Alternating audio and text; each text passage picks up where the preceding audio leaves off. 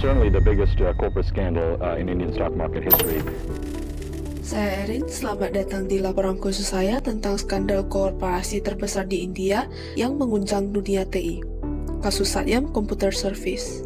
Pada Juni 1987, B. Ramalingga Raju mendirikan Satyam Computer Service di sebuah kantor kecil di India. Ia melihat peluang besar di sektor outsourcing dan teknologi informasi saat industri TI di India masih dalam tahap awal. Di bawah kepemimpinannya, Satyam berkembang pesat. Pada Mei 1992 resmi terdaftar di Bursa Efek Bombay, menjadi salah satu perusahaan TI terkemuka di India.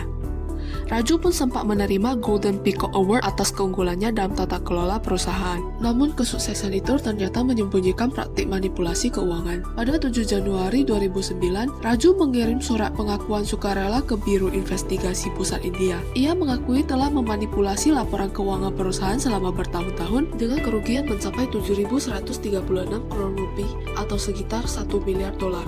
Investigasi mengungkap bahwa Satya memasukkan tanda terima bank, membesar-besarkan penjualan, dan membuat ribuan faktur palsu. Akibatnya, para pemegang saham menderita kerugian sekitar 14.000 crore rupiah.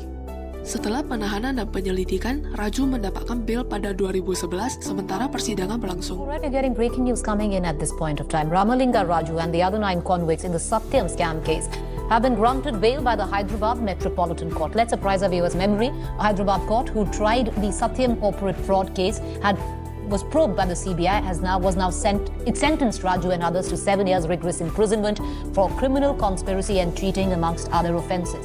Perusahaan Satyam akhirnya dijual ke Tech Mahindra yang menyelamatkan sebagian besar karyawan dan mengintegrasikan operasi perusahaan.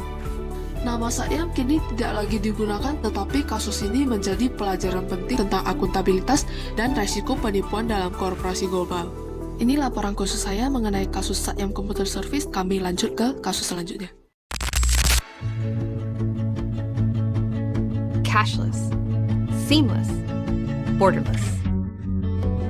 Dengan slogan ini, Wirecard tampil sebagai wajah baru sistem pembayaran modern. Pada saat itu, jutaan pengguna dan ribuan bisnis memakai layanannya karena dianggap cepat, praktis, dan inovatif. Perusahaan ini dipuji investor, dipercayai pasar, dan sempat menjadi salah satu perusahaan teknologi paling bernilai di Jerman.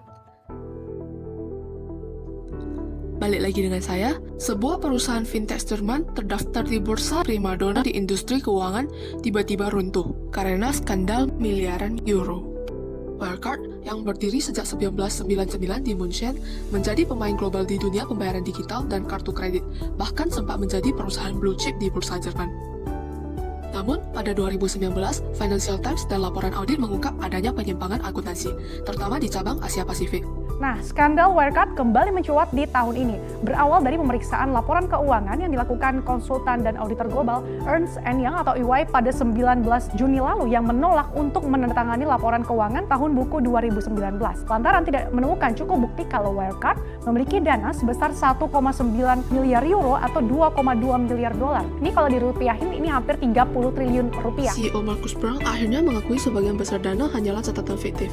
Skandal ini sering disebut sebagai Enron versi 2.0 karena pola manipulasi dan penipuan akuntansi yang mirip, namun terjadi di era fintech modern.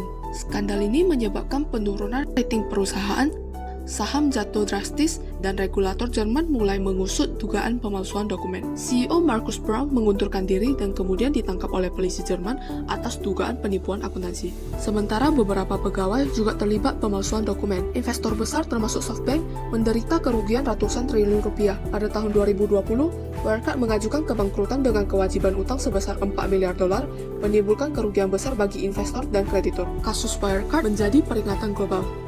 Ambisi fintech tanpa transparansi dan pengawasan bisa menghancurkan perusahaan dan investor.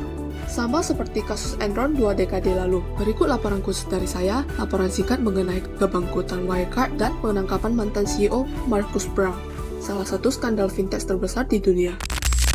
Hi, terrific Tommy's here. We're gonna clean your carpets. How much? How much? How much? How much you got? Hi, we're the Carpet Cleaning Twins. I'm Base. I'm Switch. You want to know about our 2-for-1 offer?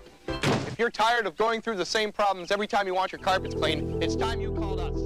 Iklan ini mungkin terdengar asing bagi kita, tapi bagi negaranya, hampir semua orang pasti mengenalnya. Iklan ini menunjukkan kesuksesan perusahaan yang dulu dianggap hebat, tapi di balik layar tersimpan rahasia besar yang akan mengguncang Wall Street.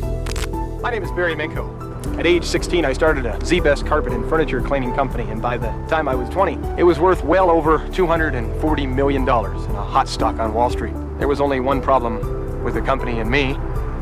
We were both frauds. Di balik kesuksesan itu, sebagian besar pendapatan dan proyek restorasi ternyata tidak pernah ada, hanya dokumen palsu untuk menipu investor. ZBest mengklaim jutaan dolar pendapatan dari restorasi gedung yang rusak api atau air, padahal hampir 90% pekerjaan itu fiktif. Perusahaan pun melakukan IPO pada akhir 1986 dan valuasinya tembus ratusan juta dolar.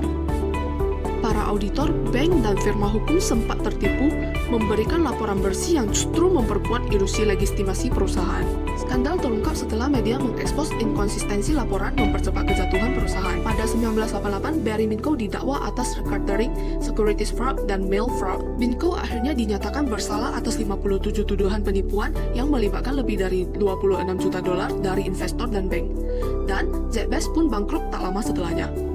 Kasus ini menjadi salah satu contoh penipuan korporat besar di sejarah finansial AS, mengingatkan kita pentingnya akuntabilitas auditor, skeptisme investor, dan pengawasan yang ketat. Itu laporan singkat tentang ZBest, sebuah kisah penipuan yang tampak sukses namun hancur karena manipulasi laporan keuangan.